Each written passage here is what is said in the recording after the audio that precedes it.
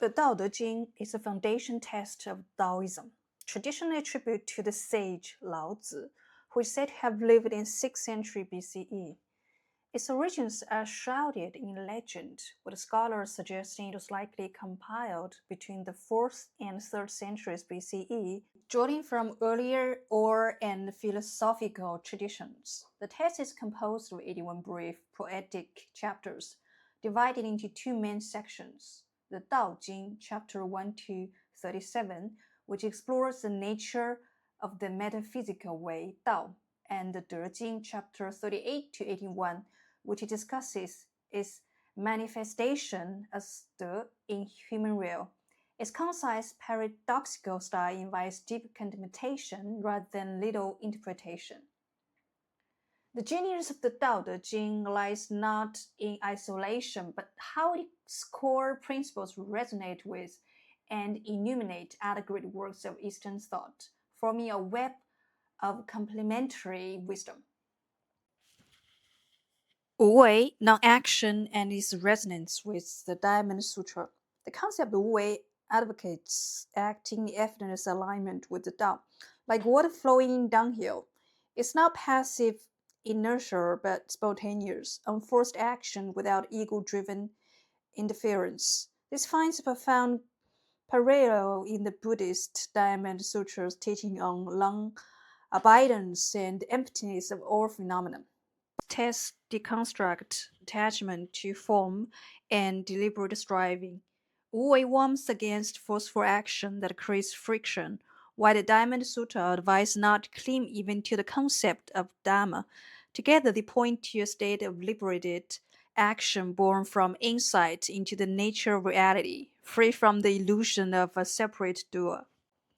Returning to simplicity Pu and its embodiment in Taiji, Lao Tzu frequently exhorts a return to the uncarved block Pu, a state of primal simplicity, authenticity, and naturalness before societal designs and complicities cause fragmentation. This philosophy is physical and spiritual embodied in the practice of Taiji.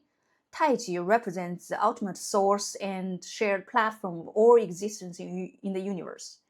Taiji's slow-flowing movements are designed to release unnecessary tension, quiet the busy mind, and reconnect the practitioner with their innate balance and vital energy. Qi.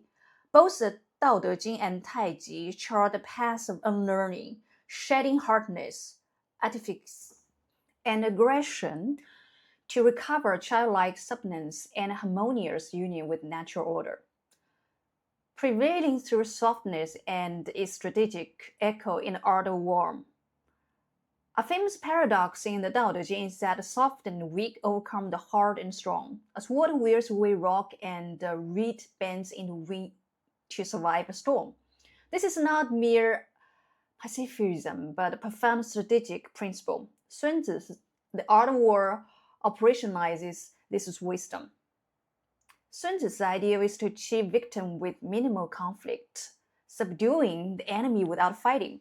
He prizes flexibility, adaptation, and the strategic use of apparent weakness, retreat, deception to exploit an opponent's rigidity and strength. Both texts understand true power as indirect, adaptive, and economical, varying perpetual and positional advantage over brute force confrontation.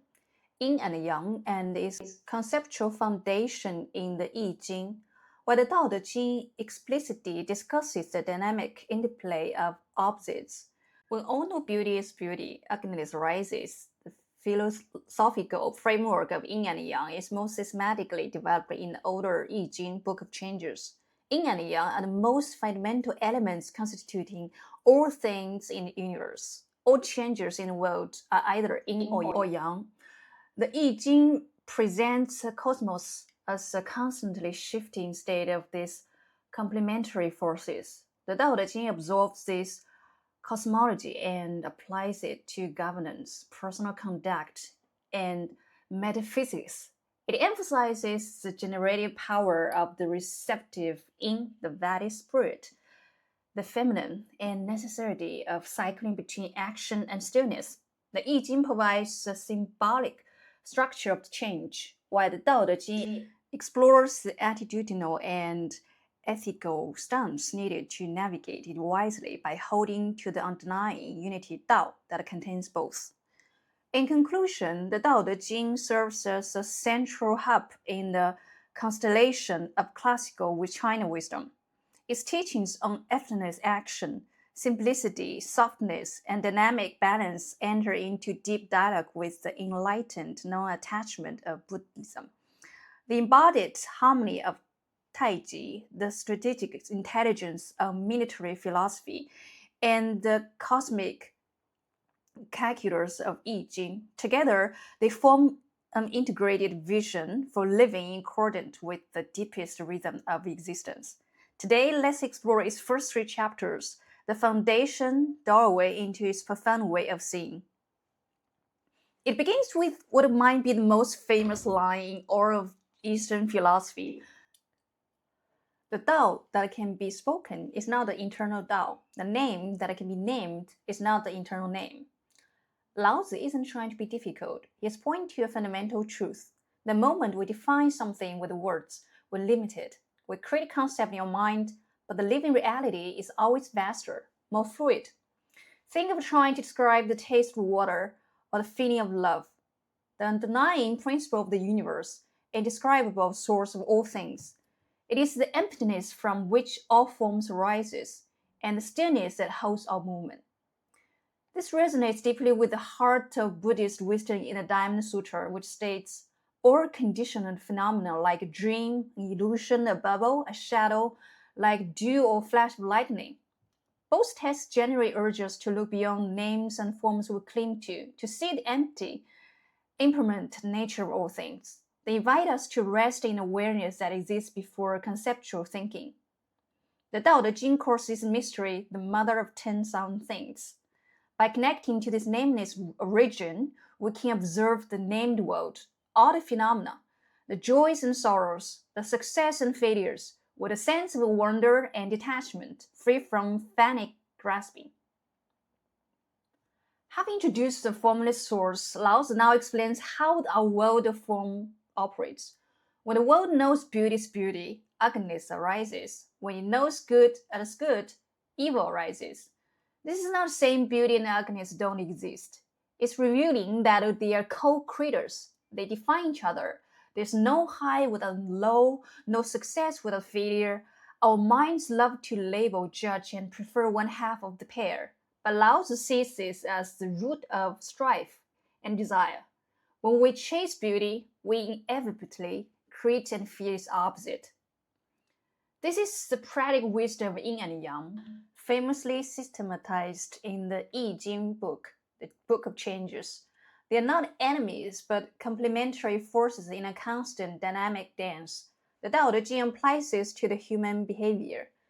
The sage, therefore, acts without action, teaches without words. This is a famous way, effortless action. It is not laziness, it's action that emerges from the whole situation, like a skilled Taiji master. In Taiji, you don't meet force with force.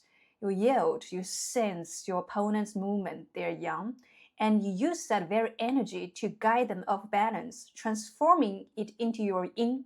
The master's power comes from being in the center of the turning wheel, not clinging to anyone's spoken.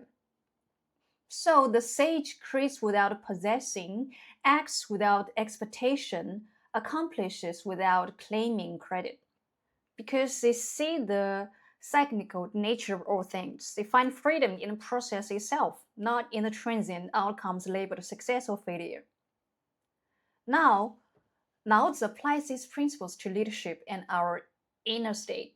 Do not exhort the worthy, so that the people shall not complete. Do not value rare treasures, so that people shall not steal. This seems counterintuitive. Don't we want reward excellence? Lao Tzu once said making huge fuss over worthlessness or wisdom creates an artificial idea. People wear them strive the label, not the genuine quality. It breeds envy, competition, and hypocrisy. Similarly, flaunting desires creates a society obsessed with acquisition. His solution, therefore, The sage governs by empty the mind and feeding the bellies, waking ambitious and strengthening the bones. This is about fostering contentment and inner strength. A content person with a strong core is not easily manipulated by external temptations or fears. This has a brilliant strategic parallel in Sun Tzu's Art of War. Sun Tzu's highest idea is to subdue the enemy without fighting.